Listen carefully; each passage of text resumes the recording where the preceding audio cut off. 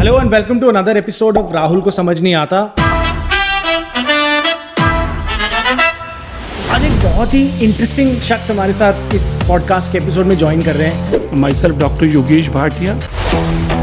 From humble beginnings to leading an electric revolution, we are talking about none other than Yogesh Bhatia, Managing Director and CEO, LML.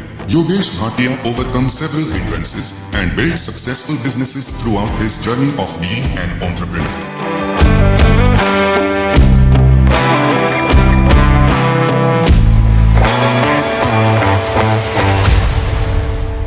तो हम लोग mobile का SIM card बेचते हमें opportunity फिर handset industry की मिली और detail एक ऐसी कंपनी है जो मात्र 299 रुपीज में एक मोबाइल दे रही है। दिन में 1500 ऑर्डर से 15,000 a डे ऑर्डर्स आए। ऑलमोस्ट हम लोगों ने 4 करोड़ कंज्यूमर को एक्टिवेट किया। तो हम लोगों ने नवंबर 2018 में वर्ल्ड्स मोस्ट इकोनॉमिकल टीवी भी लॉन्च किया। तभी हम लोगों ने डिसाइड किया हम ऑटोमोबाइल में एंटर करते हैं। He is the emerging startup unicorn who single-handedly brought storm in the Indian electronics market. His firm Detail India launched a number of economical and sustainable products. एक ऐसी गाड़ी हम लोगों ने क्रिएट की है। शॉर्ट वर्ड में अगर मैं LML को बताऊं, हम लोगों ने इसमें स्कूटर का चिल दिया है और मोटरसाइकिल का थ्रिल दिया है।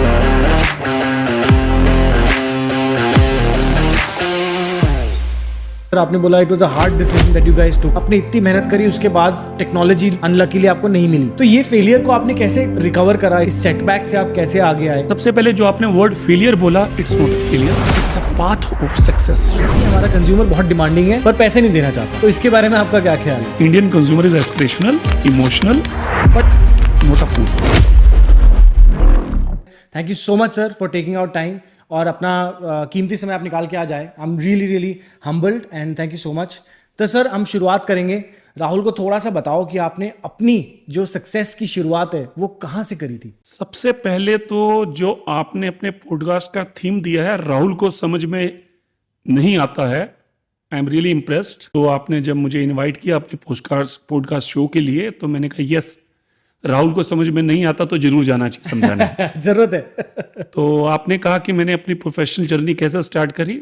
My self doctor Yogesh Bhatia, I have started my professional journey in 1995 with FMCG distribution background from a very small and smart city Karnal Haryana. हम लोग FMCG का बिजनेस करते थे। उस FMCG के बिजनेस में हम लोगों ने, आप किसी भी FMCG ब्रांड का नाम ले, Procter and Gamble, Dabur, pencil रबड़ में आप नटराज की बात करें, मतलब डिफरेंट कैटेगरीज में हम लोगों ने, फूड में भी हर तरह के FMCG बिजनेसेस का काम किया।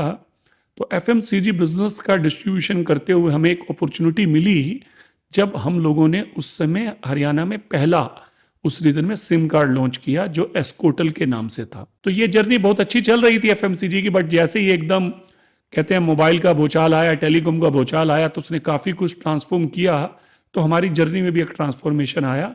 तो हम लोग मोबाइल का सिम कार्ड बेचते उसको ग्रो करते हुए हमें अपॉर्चुनिटी फिर हैंडसेट इंडस्ट्री की मिली, जिसमें हम लोगों ने पहला नोकिया उस रीजन में लॉन्च किया। यह जर्नी भी आगे चलती रही। तो हम लोगों को भी पहला मौका मिला रिलायंस के CDMA फोन्स और टाटा के CDMA फोन्स लॉन्च करने का। तो टेलीकॉम की इस जर्नी के कंटिन्यू करते हुए हम लोगों ने अप्लायंसेस इंडस्ट्री में LG, सैमसंग भी किया। तो ये बिजनेस चलते हुए हम लोग एक अच्छे क्वांटम लेवल नोकिया के बिजनेस पर पहुंचे, जिसमें हम एक अच्छा वैल्यू का बिजनेस कर रहे थे। बट कहते हैं ना, जब तक अंदर से एक आवाज नहीं आती तब तक आदमी कहता नहीं यार मैं कर क्या रहा हूं। जैसा राहुल बोल रहे हैं, राहुल को समझ में नहीं आता कि लोग ऐसा क्यों करते हैं।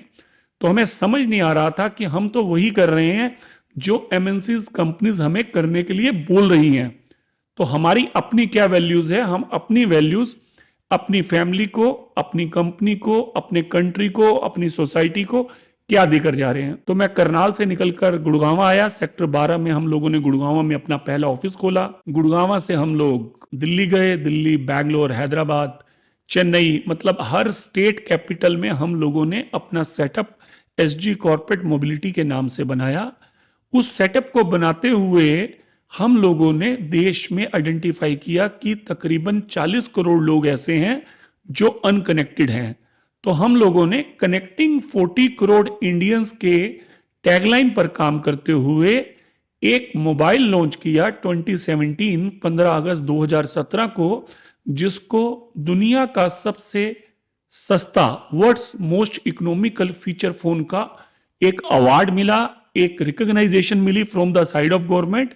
And after some time government telecom ministry की तरफ से भी हमारा बीएसएनएल के साथ एक टाई अप हुआ।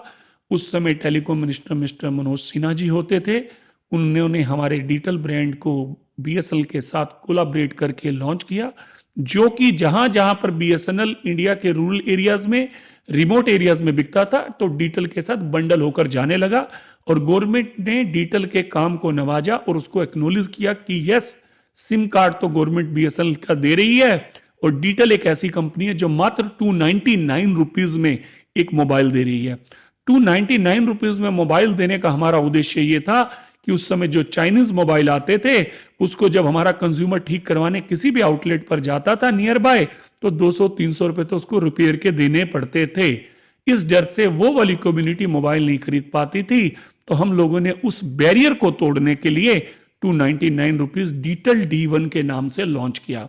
जब लॉन्च किया तो हमारी वेबसाइट वो सेलिंग वेबसाइट नहीं थी, बट वहां पर इतना अच्छा रिस्पॉन्स आया कि दिन में 1500 ऑर्डर से 15,000 आ डे ऑर्डर्स आए। ऑलमोस्ट हम लोगों ने 4 करोड़ कंज्यूमर को एक्टिवेट किया। और अगर उन 4 करोड़ लोगों में से कुछ लोगों को अगर हमारे मोबाइल में किसी भी किस्म की कोई परेशानी आई, दिक्कत आई, तो उसको रियल टाइम सोल्यूशन दिया गया। हमारा सबसे पहला मानना यह है कि जब भी हम कोई भी चीज अपने कंज्यूमर को बेचते हैं तो हमारा इंटेंस बिल्कुल क्लियर होना चाहिए। प्रोडक्ट बेच दिया, पैसे ले लिए, जर्नी खत्म नहीं होती। प्रोडक्ट बेचकर पैसे लेने के बाद कंज्यूमर की जो यूजर जर्नी होती है उसको हमें ट्रैक करना होता है। उसको एंड तक, जब तक प्रोडक्ट में जाना है, ब्रांड की रिस्पॉन्सिबिलिटी होती है, ड्यूटी होती है, हमने उसको पूरा निभाया। तो 299 से लेकर हम लोगों ने 999 रुपीज तक के मोबाइल दिए। बहुत लोगों ने क्वेश्चन किया ये 299 मोबाइल में आप अर्न कैसे कर रहे हैं, इट्स नॉट पॉसिबल। तो हमने एक ही चीज बोली, yes we are not earning from this device but we are not burning in this device. हम अदर मॉडल से अपना प्रॉफिट मेकअप करके उसको एवरेज आउट कर रहे थे और लोगों तक एक सोल्यूशन दे रहे थे, जो कि अनकनेक्टिविटी 40 करोड़ लोगों की थी। डिजिटल कंपनी ने, एसजी ग्रुप ने तकरीबन 4 करोड़ लोगों को उस समय एक्टिव किया। उसका टैगलाइन हमारा था, लो कर लो बात, जिसने आज तक मोबाइल यूज नहीं किया था वो उस मोबाइल से बात कर सकता था। तो ये सिलसिला चलता रहा। इस सिलसिले के चलते हुए हम लोगों ने आइडेंटिफाई किया कि यस, जैसे 40 करोड़ लोग अनकनेक्टेड मोबाइल से हैं, वैसे ही 40 करोड़ लोग अनकनेक्टेड टीवी से भी हैं। आप मेजर पार्ट ऑफ इंडिया, जैसे साउथ में, केरला में आप देखें, तमिलनाडु में देखें, तो 97%, 98% टीवी का पेनिट्रेशन इन द फैमिलीज है। बट आप इधर आ जाएं, झारखंड में, आप बिहार में आ जाएं, आप अदर स्टेट्स में आ जाएं, ईस्टर्न स्टेट्स में आ जाएं, नॉर्थ स्टेट्स में भी कई स्टेट्स में 55, 65, 70% का टीवी का पेनिट्रेशन 2018 में था। तो हम लोगों ने नवंबर 2018 में वर्ल्ड्स मोस्ट इकोनॉमिकल टीवी भी लॉन्च किया। उस समय 3999 का डिजिटल D1 के नाम से टीवी लॉन्च किया गया और हम लोग 100 इंच के टीवी तक गए। ये जर्नी बहुत अच्छी चल रही थी। इसके साथ हम लोगों ने कुछ नियर बाय मोबाइल एसेसरीज भी लॉन्च करी, होम थिएटर भी लॉन्च किए। इन टोटलिटी ये 52 SKUs हम लोगों ने डिजिटल में लॉन्च किए। बट इस पूरी की पूरी जर्नी के साथ कुछ आभास हो रहा था due to geopolitical reasons, क्योंकि इन प्रोडक्ट का, मोबाइल का डिस्प्ले और टीवी का डिस्प्ले इंडिया में मैन्युफैक्चर्ड नहीं होता था। और आने वाले समय में 2017 से आज तक बीच में ऐसी कुछ नियर बाय विजिबिलिटी भी नजर नहीं आ रही थी। तो हम लोगों ने एक बहुत बड़ी हार्ड कॉल ली और हमने डिस्कस किया इंटरनली ऑल स्टेक होल्डर्स ने कि हम लोग एक ऐसी इंडस्ट्री में जाएं जो कि एक लॉन्ग टर्म के हिसाब से हो, जो कोई 5 साल, 10, 15, 20 साल नहीं, एटलीस्ट एक सेंचुरी की इंडस्ट्री हो, जिसे आने वाली हमारी जनरेशन लीड कर सके और वैल्यू ऐड कर सके towards the country, towards the society. तभी हम लोगों ने डिसाइड किया हम ऑटोमोबाइल में एंटर करते हैं। तो ऑटोमोबाइल में एंटर करने की बात 2019 के एंड में सोची हमने। तो हम लोगों ने 15 अगस्त 2020 को एज अ पायलट एक प्रोडक्ट डिजिटल के नाम से ही डिजिटल इजी लॉन्च किया। जैसी हमारी नेचर थी, हम डिसरप्ट करना चाहते थे, जल्दी करना चाहते थे, इकोनॉमिकल करना चाहते थे। उसी चीज को कंटिन्यू करते हुए उस प्रोडक्ट के थ्रू हम कंज्यूमर के ड्राइविंग बिहेवियर को जानना चाहते थे, इंडियन रोड स्टैंडर्ड को जानना चाहते थे। तो उस प्रोडक्ट से हमें काफी इंसाइट मिली कि यस, ये इंडस्ट्री बहुत अच्छी है ऑटोमोबाइल और इलेक्ट्रिक, लेकिन जो प्रोडक्ट हमने एज अ पायलट किया है हमें इसको पूरा ट्रांसफॉर्म करना पड़ेगा। End to end complete scratch sketch and execution should be over own. 100% product हमारा अपना होना चाहिए, तभी हम इस इंडस्ट्री में लीड कर पाएंगे। तब हम लोग इंटरनल ये सोच रहे थे कि ऑटोमोबाइल इंडस्ट्री में टॉप 3 ब्रांड में हमारा ऑटोमोबाइल का ब्रांड होना चाहिए। ये विजन था हमारा और ये तय था कि लक्ष्य को चेंज नहीं करना। इसी लक्ष्य को ध्यान में रखते हुए हम लोगों ने कहा अगर टॉप 3 ब्रांड में आना है तो टॉप 3 ब्रांड में तो बहुत बड़े दिग्गज बैठे हैं जो लास्ट 60, 50 एंड 65, 70 ईयर से लीड कर रहे हैं। इंडियन ब्रांड्स की आप बात करते हैं, बजाज, हीरो मोटोकॉर्प, टीवीएस। मुझे बड़ी खुशी हो रही है आपको बताते हुए, एक ऐसी गाड़ी हम लोगों ने क्रिएट की है, उसके बहुत ज्यादा फीचर्स मैं आपको अभी अनविल नहीं कर पाऊंगा। इट्स टू अर्ली टू से, बिकॉज हम बहुत नियर बाय ऑफ लॉन्च हैं। एक ही चीज बोलूंगा कि LML में 2 चीजों का ध्यान रखा गया है, और शॉर्ट वर्ड में अगर मैं LML को बताऊं, that is style and safety. Style का ख्याल हमने इस तरीके से रखा है कि आप देखते हैं पहले तकरीबन 100% टू व्हीलर राइडर स्कूटर चलाते थे। पिछले काफी समय से फ्रॉम लास्ट 20 ईयर्स 80% लोग मोटरसाइकिल पे डाइवर्ट हो गए, 20% लोग स्कूटर पे रहे। What was the reason? There was 2 main reasons. Number 1 is the style. जब कोई मोटरसाइकिल चलाता है तो उसको लोग देखते हैं, उसको नोटिस करते हैं, यंगर जनरेशन उसको लविंगली काफी रिकॉग्नाइज करती है। Second is the range. As per LML scooter की अगर आप बात करें तो हम लोगों ने इसमें स्कूटर का चिल दिया है और मोटरसाइकिल का थ्रिल दिया है। आप बैक साइड ऑफ LML देखेंगे तो आपको लगेगा LML स्टार को ये पीछे से एक मोटरसाइकिल का थ्रिल दे रहा है और आगे से स्कूटर का एक चिल दे रहा है। तो इसको हम स्कूटर ना कहते हुए मोटर स्कूटर बोलेंगे। तो हम लोगों ने उस चीज को बड़ा वेल एड्रेस करने की कोशिश की है, जो स्टाइल को, डिजाइन को ध्यान में रखते हैं, जिनको स्टाइलिस्ट बनना है। अब वो एज कोई भी हो, आज आप देखिए आपकी हमारी फैमिलीज में हमारे बड़े भी एप्पल आईफोन यूज करना चाहते हैं। ब्रांड के प्रति एक एस्पिरेशन बढ़ चुका है और लोगों को लगता है कि पैसा महंगा कीमती बाद में है, पहले यस ये मुझे अच्छा लगता है, मुझे लेना है। ये आवाज, ये बात जब किसी भी ब्रांड के प्रति आती है तो उस ब्रांड ओनर को बड़ा मन से खुशी होती है। यस, हमने एक ऐसा ब्रांड क्रिएट करने का प्रयास किया है जिसको लोग खाली प्राइस से नहीं इवैल्यूएट कर रहे, वो उसकी वैल्यूज से उनको इवैल्यूएट कर रहे हैं।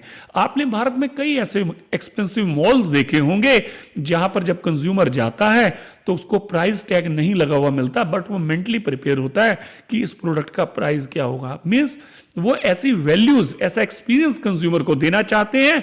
Price is second, values is first. तो LML ने वही प्रयास किया है। सेकेंड थिंग मैं बोलूं तो आज की डेट में इलेक्ट्रिक व्हीकल टेक में there is no difference between scooter versus motorcycle in terms of range and mileage. So आने वाला समय इलेक्ट्रिक व्हीकल के अवतार में आपको मैक्सिमम स्कूटर्स मिलेंगे, स्टाइलिश स्कूटर मिलेंगे। मैं तो LML को मोटर स्कूटर ही बोलूंगा, तो आप लोग फर्क नहीं कर पाएंगे कि हमें तो मोटर बाइक ही लेनी है। पहले फैमिलीज में लोग बोलते थे कि नहीं मोटरसाइकिल मत ले दो, स्कूटर ले दो। तो आज हमने क्या किया, उस बैरियर को ही तोड़ दिया। स्कूटर वर्सेस मोटरसाइकिल नहीं, स्कूटर विद मोटरसाइकिल, जिसका नाम है मोटो स्कूटर LML स्टार।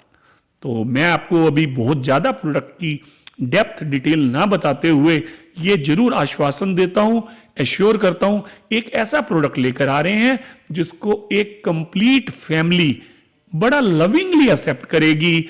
हमारे घर के युवा बच्चे ने भी वो स्कूटर खरीदा तो father, mother, any member of the family lovingly उसको ड्राइव करना पसंद करेंगे। और हमारे फादर ने या हमारे घर के बड़ों ने खरीदा है तो उसकी युवा पीढ़ी भी उसको लविंगली ड्राइव करना पसंद करेगी। तो हमने हर फैमिली को, मतलब एक शब्द में आपको बोलूं, फिट फॉर ऑल प्रोडक्ट बनाने का प्रयास किया है। सर इतनी एक्साइटमेंट मेरे को आपकी देख के प्रोडक्ट के लिए लग रही है ना। मेरे जो आपने बोला कि लेगेसी ब्रांड है, जो कनेक्शन है ना उस प्रोडक्ट के साथ, मैंने आपको शायद फ़ोन पे बताया था। There was a time when mummy papa ने पैसे सेव करे थे एक गुल्लक के अंदर, और वो फोड़ के हम लोग LML का स्कूटर लेकर आए थे। So me, my sister, my father and my mother, we still cherish that memory when you said कि you bringing LML back. It was such a fond memory that came back, and I think बहुत Indians की वही memory जुड़ी हुई है। तो we are all looking forward कि कब वो ब्रांड आएगा और हम उसको मे बी दोबारा उस जर्नी पे जा पाएंगे। Super excited for it. Sir, आपने कुछ इंटरेस्टिंग चीज़ें मेरे को बताई, जैसे आपके एक पिवट आपने करा है ना, डिटेल के थ्रू आप LML के बारे में सोचा आपने, तो ये डिसीजन काफ़ी बड़ा रहा होगा सर। आपने बोला it was a hard decision that you guys took, और फेलियर्स आपने इतनी मेहनत करी, उसके बाद टेक्नोलॉजी अनलकीली आपको नहीं मिली। तो ये फेलियर को आपने कैसे रिकवर करा, इससे, इस सेटबैक से आप कैसे आगे आए? क्योंकि आज की जनरेशन में कई बार ना लोग छोड़ देते हैं सर, जैसे फेलियर आया कि यार ये तो मेरे से हो ही नहीं पाएगा, ये तो मैं कर ही नहीं पाऊंगा। आप इतनी बड़ी कंपनी चला रहे थे और फिर आपको एक इतना बड़ा सेटबैक मिला, and you pivoted the entire journey towards E mobility. तो इसके बारे में थोड़ा सा बताओ सर। सबसे पहले तो मैं आपके क्वेश्चन को दो अलग अलग पार्ट में बांटूंगा। सबसे पहले जो आपने वर्ड फेलियर बोला, it's not a failure, it's a path of success. अगर आपने डिटेल को जिस तरीके से आपने मार्केट को, इंडिया को एड्रेस किया विद अ डिटेल ब्रांड नहीं किया होता, तो आप कभी भी LML को अक्वायर करने की नहीं सोचते। आप अंडरस्टैंड, मेरी बात समझ गए? सेकंड, कभी भी कोई भी बड़ा ट्रांसफॉर्मेशन जो हमारे भारत में हमारी गवर्नमेंट पूरा दिन रात प्रयास कर रही है, पूरी कोशिश कर रही है, हर तरीके से लोगों को अवेयर कर रही है, क्योंकि तकरीबन 16 लाख करोड़ का आप समझिए फ्यूल इंपोर्ट होता है हमारे देश में। It's not a small figure. Import भी होता है और वो हमारे AQI लेवल को, हमारे प्रदूषण को भी क्रिएट करता है। तो ये सब चीजों को लेकर खाली ये ड्यूटी गवर्नमेंट की नहीं है, ये ड्यूटी हमारी भी है। अब इसी से रिलेटेड मैं आपको एक बहुत अच्छी बात बताना चाहूंगा। लास्ट ईयर एक अनाउंसमेंट MHI इंडस्ट्री ने करी, जो मैक्सिमम लिमिट ऑफ 2 व्हीलर के ऊपर 60,000 ऑफ सब्सिडी थी, उसको गवर्नमेंट ने रिवाइज करके 22,500 कर दिया। बहुत लोगों को सेटबैक लगा, इंडस्ट्री बोलने लगी अब क्या होगा, अब तो सब्सिडी नहीं है, अब इलेक्ट्रिक व्हीकल कैसे बिकेगा। तो मैंने अपने आप से क्वेश्चन किया कि योगेश भाटिया, आपने अपने 30 इयर्स के टेन्योर में एक बहुत बड़े 2 ट्रांसफॉर्मेशंस देखे हैं। एक 1500 रुपए के फीचर फोन से 1.5 लाख रुपए के आईफोन का ट्रांसफॉर्मेशन आपने देखा है। एक 4,000 रुपए के टीवी से 4 लाख रुपए के OLED टीवी का ट्रांसफॉर्मेशन देखा है। तो मुझे आप बता तो दीजिए कब, कहां और किस किस्म की subsidy feature phone to smartphone दी गई, और कब, कहां और किस किस्म की ब्लैक एंड व्हाइट 4000 के टीवी से 4 लाख के OLED टीवी में दी गई। जब ऐसी सब्सिडी नहीं दी गई तो ये 2 व्हीलर की इंडस्ट्री, जो आइस इंडस्ट्रियल कमर्शियल इंजन, जिसको पेट्रोल व्हीकल बोलते हैं, ये तकरीबन 25 करोड़ 2 व्हीलर का भारत का बाजार है। तो ये भी ट्रांसफॉर्मेशन हो जाएगा। अभी तो 4 and 4.5% का रन रेट चल रहा है इलेक्ट्रिक व्हीकल वर्सेस पेट्रोल का। ये व्हीकल का बहुत बड़ा बढ़ जाएगा। As per NITI Aayog report, by 2030 almost 70% 2 wheeler transform petrol to electric में हो जाएंगे। आज ये बाजार तकरीबन 1 करोड़ 60 लाख का सालाना है, और आने वाले 7 साल में 2030 तक ये बाजार 2 करोड़ 25 लाख का हो जाएगा as per NITI Aayog report. मैं ये कहता हूं इतना बड़ा ट्रांसफॉर्मेशन होना है। हम एज अ मैन्युफैक्चरर को, रिस्पॉन्सिबल मैन्युफैक्चरर को, ये हमारी ड्यूटी बनती है। हमें ये ऑनर करना है कि हमें इसमें गवर्नमेंट के साथ हैंड होल्डिंग कर इस ट्रांसफॉर्मेशन में पूरा सहयोग देना चाहिए। ये हमारी कंट्री के लिए अच्छा है, हमारी सोसाइटी के लिए अच्छा है, हमारी इकोनॉमी के लिए अच्छा है, और हम सबके लिए अच्छा है। तो मैं जो आपको सब्सिडी की बात कहने जा रहा था कि 22,500 ही, तो नेक्स्ट डे ही मेरे इंटरव्यू में आज तक वालों ने और लोगों ने कवर किया था। मैंने कहा था इससे कुछ फर्क नहीं पड़ने वाला, it's a matter of time. 1 महीना 1.5 महीने की सेल थोड़ी स्लो होगी, बट उसके बाद नहीं। और अगर कोई OEM सिर्फ सब्सिडी के बेस पर, और कोई कंज्यूमर अगर सब्सिडी के बेस पर ही अगर 2 व्हीलर खरीद रहा है और OEMs बेच रहे हैं, तो ये लंबी जर्नी नहीं रहेगी। इंटेंट आपका लॉन्ग टर्म होना चाहिए, फॉर एवर होना चाहिए। तकरीबन 7 डिकेड से ये इंडस्ट्री 2 व्हीलर चलती हुई आ रही है। ये 2 व्हीलर उसी ट्रेडिशनल वे में चल रहा था। तो हमारे जैसे OEMs, हम सब की ड्यूटी बनती है कि हम इसके ट्रांसफॉर्म करने में सब मिलकर, भारत में द्वंद्व युद्ध ना करें, भारत से मिलकर विश्व में करें। विश्व का बाजार भारत के आगे जाकर भारत की लीगेसी को कंटिन्यू करने का है। आज भारत टू व्हीलर में वर्ल्ड में पेट्रोल व्हीकल में नंबर 1 पे है, 4 व्हील पैसेंजर व्हीकल में नंबर 3 पर है। तो आज हमें ये सब मिलकर तय करना है कि हमें भारत को number 1 two wheeler electrical market बनाना है वर्ल्ड में। तो उसको करने के लिए सबको आपस में कोलाबरेट होना पड़ेगा, कोलाबरेशंस करनी पड़ेगी, कंपटीशन नहीं करना पड़ेगा। ये कंपटीशन का टाइम नहीं है, क्योंकि ये न्यू टेक इवॉल्व हो रही है। अगर आप लोगों को प्राइसिंग ज्यादा लग रही है, जो कि slightly as compare to petrol vehicle, अगर right product with the right intent बनाया जा रहा है, जैसा एलएमएल ने क्रिएट किया है, एंड टू एंड एलएमएल अपने प्रोप्राइटरी प्रोडक्ट को बीच में यूज करते हुए एक प्रोप्राइटरी डिजाइन के साथ क्रिएट करने जा रही है। आप थोड़ा सा पेशेंस रखिए। और कंज्यूमर से मैं एक ही चीज आपके प्लेटफॉर्म से बोलना चाहूंगा, प्राइस बाद में देखिए, वैल्यूज पहले देखिए। आपकी प्रॉब्लम्स को सॉर्ट आउट किया जा रहा है, इसको देखिए। क्योंकि हमारे भारत की युवा पीढ़ी बहुत इंटेलिजेंट है, वो अब खाली ब्रांड पर नहीं जाती है, वो ये देखती है मुझे मिल क्या रहा है, मुझे देना क्या पड़ रहा है और मुझे मिल क्या रहा है।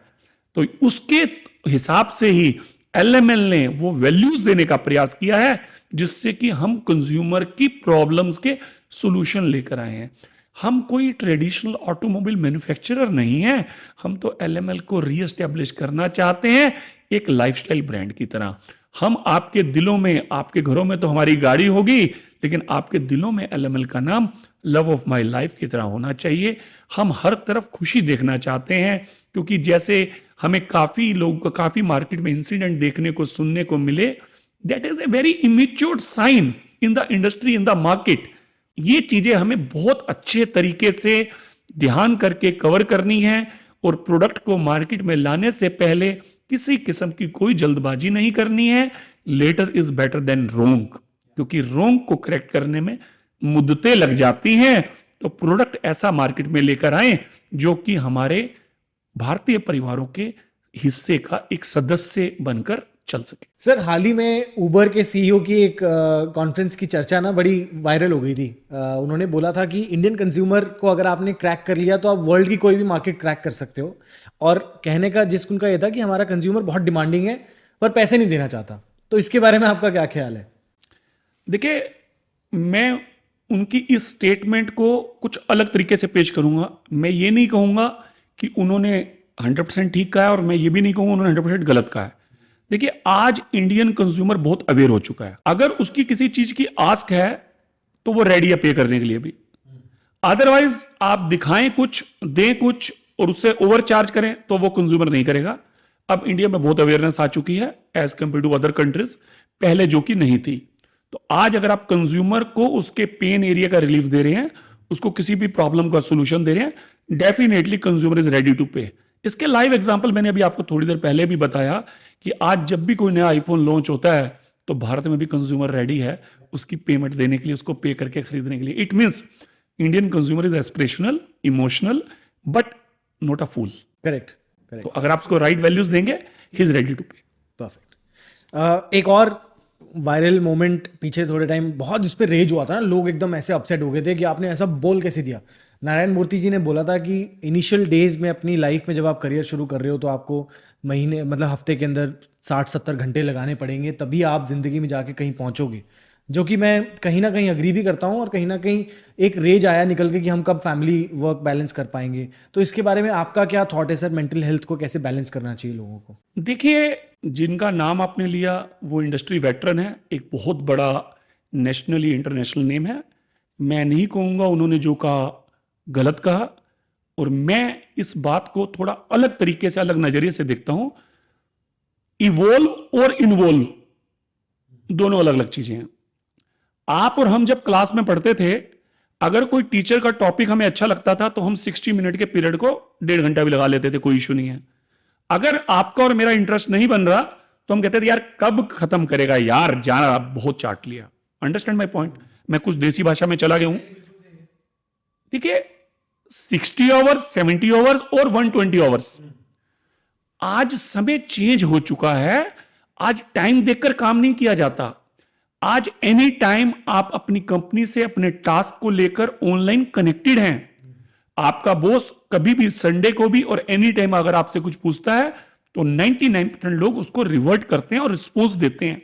It means they are involvement must be required and इसको टाइम से जांचा या परखा नहीं जाना चाहिए। हमें अपनी टीम को उसके इंटरेस्ट के हिसाब से, उनके नॉलेज एरिया के हिसाब से, उनके कोर डोमेन के हिसाब से अगर काम असाइन किए जाएंगे तो वो मैं आपको गारंटी देता हूं, एश्योर करता हूं कि टीम टाइमिंग को नहीं देखेगी, टास्क को देखेगी। टाइमिंग को देखना जरूरी नहीं है, टास्क को देखना जरूरी है, असाइनमेंट को देखना जरूरी है। उनके अपने मन में दिल से आएगा मुझे ये काम करना है, वो ये नहीं देखेंगे 70 आवर्स हुए, 60 हुए या 78 आवर्स हुए। जिनको ये लगता है कि यार मुझे तो इतना टाइम और इतना ही काम करना है, 9 to 5 ही कर रहे हैं, वो सिनेरियो अब चेंज हो चुका है सर। अब खाली एंटरप्रेन्योर नहीं, आज काम करने वाले प्रोफेशनल्स भी इतने इवॉल्व और इतने इन्वॉल्व हो चुके हैं कि वो टाइमिंग के क्राइटेरिया से बाहर आ चुके हैं। मे बी कुछ परसेंटेज ऑफ ऐसे लोग होंगे जो खाली टाइमिंग को देखते हैं, फिर उनके सेट टाइम मार्क्स हैं कि हमने ये किया था, ये करना है, बस इससे ज्यादा कुछ नहीं सोचना। बट भारत बदल रहा है, टाइम चेंज है, टाइमिंग अब मायने नहीं रखती, टास्क मायने रखता है। आर्टिफिशियल इंटेलिजेंस अब आने वाली सेंचुरी को रूल करने वाला है सर, और काफ़ी हद तक अब तो आइसबर्ग की टिप दिख रही है। बट आपने आई एम श्योर कहीं ना कहीं एलएमएल में भी और अपनी डिटेल की जर्नी में भी आर्टिफिशियल इंटेलिजेंस को इंक्लूड कर लिया होगा। तो आप कैसे उसको अडॉप्ट कर रहे हैं सर, और क्या मैसेज आप देना चाहते हो यूथ को कि कैसे उससे ना डरना नहीं है, उसको अडॉप्ट करके आगे बढ़ना है उसके साथ साथ? आपने बहुत अच्छी चीज बोली, आर्टिफिशियल इंटेलिजेंस से डरना नहीं है। डरना तो किसी से भी नहीं है, डर के आगे ही जीत है। एआई जो मार्केट में भ्रम है, एआई आने से मैन पावर की रिक्वायरमेंट कम हो जाएगी, ह्यूमन इंटरवेंशन कम हो जाएंगे। अरे ह्यूमन इंटरवेंशन कम होंगे, मैन पावर की रिक्वायरमेंट कम नहीं होगी, बढ़ेगी। कैसे बढ़ेगी? आप लोगों की प्रोडक्टिविटीज बढ़ जाएंगी। आप जब हमारे मतलब गवर्नमेंट आज की डेट में बोल रही है कि 5 ट्रिलियन इकोनॉमी, अब वो 7 ट्रिलियन इकोनॉमी की बात करने जा रहे हैं। आज जब आप इतना बड़ा लक्ष्य और इतनी ऊंचाई तक जाना चाहते हैं तो खाली ह्यूमन इंटरवेंशन से, ह्यूमन इन्वॉल्वमेंट से 100% सक्सेस होने में टाइम लगेगा। अगर आपको लंबा जाना है तो आपको AI, human intervention and AI के हाइब्रिड बिजनेस मॉडल पर चलना पड़ेगा। जितनी चीजों में आप हाइब्रिड करेंगे, आप चीजों को बहुत जल्दी इवॉल्व कर पाएंगे और आप अपने गोल्स को अचीव कर लेंगे। ऐसा नहीं है कि पहले एआई नहीं था तो काम नहीं चलते थे। काम तो साहब पहले मोबाइल नहीं था तब भी चलते थे, लैंडलाइन नहीं था तब भी चलते थे, तब भी टेलीग्राम आते थे। लेकिन आज हम इतना यूज टू, इतने इवॉल्व हो चुके हैं, तो क्या आपको लगता है ह्यूमन इंटरवेंशन कम हो गई है, ह्यूमन इन्वॉल्वमेंट कम हो गई है? ऐसा कहीं भी नहीं है। ये सिर्फ हमारा एक मिथ है, भ्रम है कि एआई आने से मैन पावर का रिक्वायरमेंट कम होगा। मैन पावर का रिक्वायरमेंट कम नहीं होगा। हमारा मानना यह है प्रोडक्टिविटी बढ़ जाएगी, आपकी सोचने की, आपकी दूरदर्शिता काफी बढ़ जाएगी और आप एक एडवांस कंट्री के रूप में पूरे विश्व में उभरेंगे। ये मुझे लगता है। Perfect, thank you so much for that sir. I think मेरा एक लास्ट सवाल आपसे मैं पूछना चाहता हूँ कि स्टार्टअप्स का दौर अब पिछले 7-8 साल से ज़्यादा पेस पकड़ रहा है। आपने बोला कि बहुत सारे एंटरप्रेन्योर्स आ रहे हैं, मैंने भी इस जर्नी के अंदर शुरुआत करी 2021 के अंदर।